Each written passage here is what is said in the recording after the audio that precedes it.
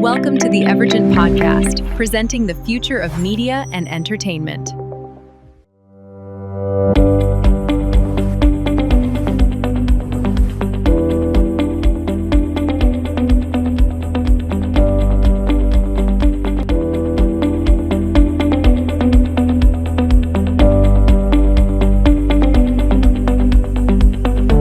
My point of view, as far as data is concerned, what we see very much is the siloed approach still with some of our customers. And I think where particularly also AI comes in is, it's becoming much easier to aggregate the data into one data set with the help of AI. Automating these kind of processes is at the forefront of everybody's work at the moment. So what we also do in our solution is, as I said before, we're predominantly or actually exclusively in media and entertainment, but that does not limit it to one single, type of media. So it's usually, video-based, text-based, or audio-based services or maybe even games. So those are our main kind of services we serve. And what we see there as well is sometimes you have like one service for audio, one service for video, one service maybe for ebooks or news articles and these kind of things. So we are trying to bring that together for our customers. So we have, for example, in Europe with a number of public broadcasters, what we have done is we have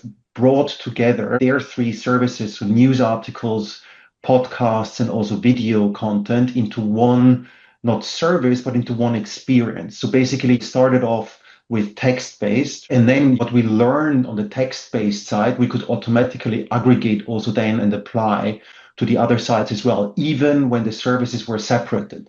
So focus on one problem at a time is kind of try to build knowledge and the profile about the users across the different silos and then start recommending in the other silos by what you've learned on the other side. So I think this is super interesting. I mean, one of the big results we've seen there is like through rates on those media assets, went up by a factor of 2.5, which is actually quite dramatic if you think about it. And you consume suddenly more than twice as much content as you've done before. And we see, particularly on the data aggregation side, don't see ourselves as kind of the data aggregator per se, but we see a lot of third-party services emerging there as well.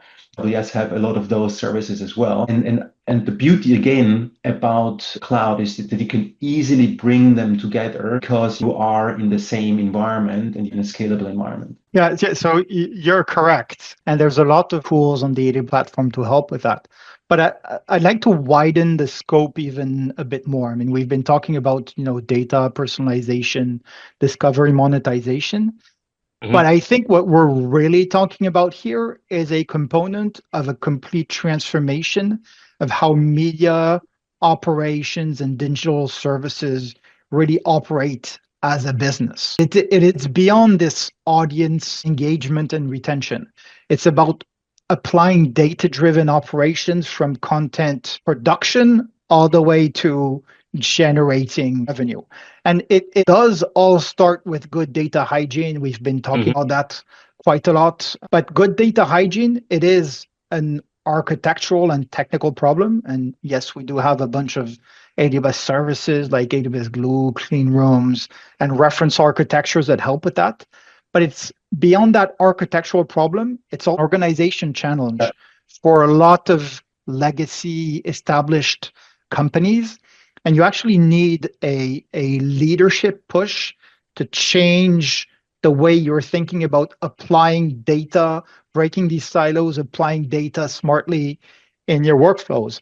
And again, continuing to widen that scope. It's widening it beyond the audience user engagement, but also from the beginning of the production and content preparation lifespan of content.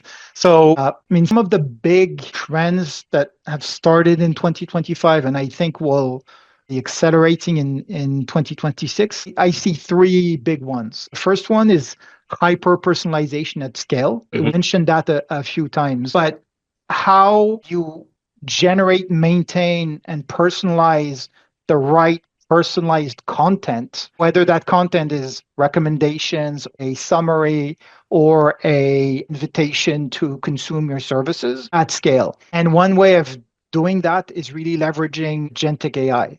And so a second big trend that we're seeing is using agentic AI to drive content operations.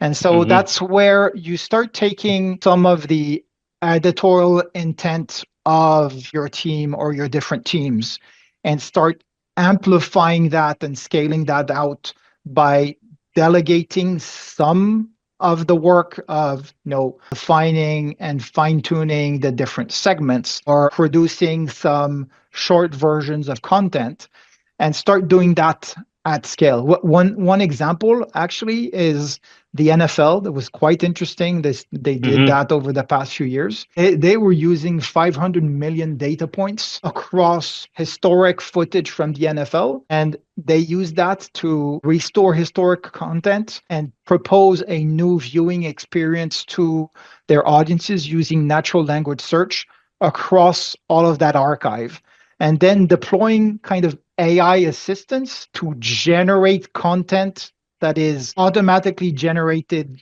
by summarizing relevant content for a given person.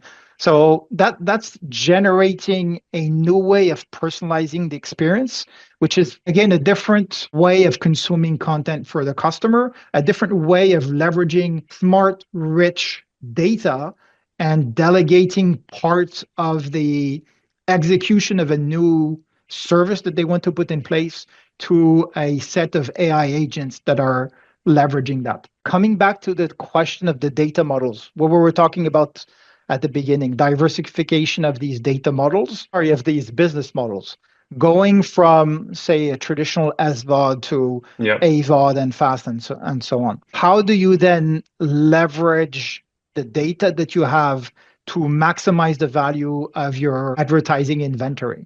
And again, we're seeing a lot of use of machine learning to kind of match the right segment to the right content that might have been generated just before through personalization through AI agents to maximize the value of that inventory, and really get a cross revenues, a diversified revenue stream where you maximize each of them, avoid cannibalization. So kind of the bottom line, I think what we're going to see is 2026 is that the companies that are really, the media companies that are really going to perform well are the ones that can have personalized content that fits their audience, but that can do that at scale, deploying, the use of data, AI, agentic AI, not as a feature, but kind of rethinking the operating business, their operating way of running their business. I love those points. I really do. And something that you really mentioned as well, Kevin, at the start of what you were just saying there regarding there needs to be a management focus on doing the new things in our industry, right? And if I think about the part of our industry that's making the most dynamic shift, the most transformation, it's the sports space. Exactly like you mentioned there with the NFL, Kevin. We see that also with our customers, someone like the NBA who we've been working with now. We really see those guys as being, standout in our industry to say, we're going to try new things. We're going to try the new packages. We're going to try a different go-to-market approach that's maybe not been handled elsewhere. And I really think that we could, the rest of the industry could stand to learn a lesson from these types of real agile organizations who are leaning into this agentic AI, to these new offer types, to really meeting customers on their own terms. Because I still feel as if there's a big part of our industry that thinks that they can just, lean back and just rest on their laurels regarding the approach that it's worked for so long. I don't think that's going to work for much longer. And we need to realize that it's a really saturated market. The customers' expectations have really never, ever been higher. And being able to go to that customer and say, listen, we know you want to engage this way.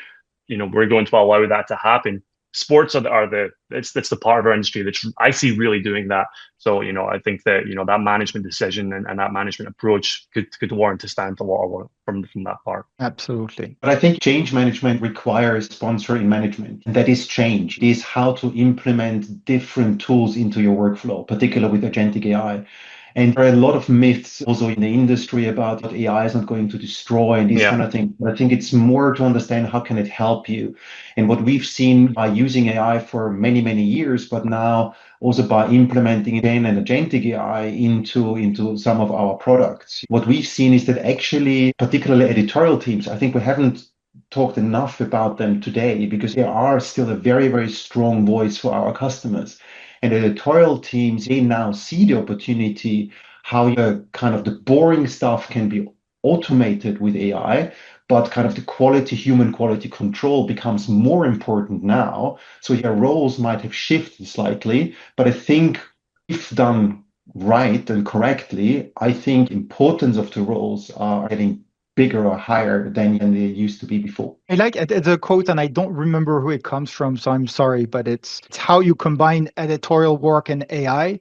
It's about like AI handles scale, editors handle trust. And working together, that's how you scale the trust to your audiences. Well, guys, I think we're at time. I really want to thank you both, Tom and Kevin, for taking the time to join and share your thoughts today. So we'll be sharing our contact details at the end of this podcast. If you have any questions, feel free to reach out to any of us. We'll be happy to take anything. Guys, do you have any concluding notes or anything you want to say before we wrap up? Well, I think we've said enough. We've said everything. Thanks for the opportunity and a very interesting discussion. Also, thanks, Kevin, for some very good points. Yeah, absolutely. Thank you for inviting me. That was a lot of fun and quite interesting discussion. So thank you.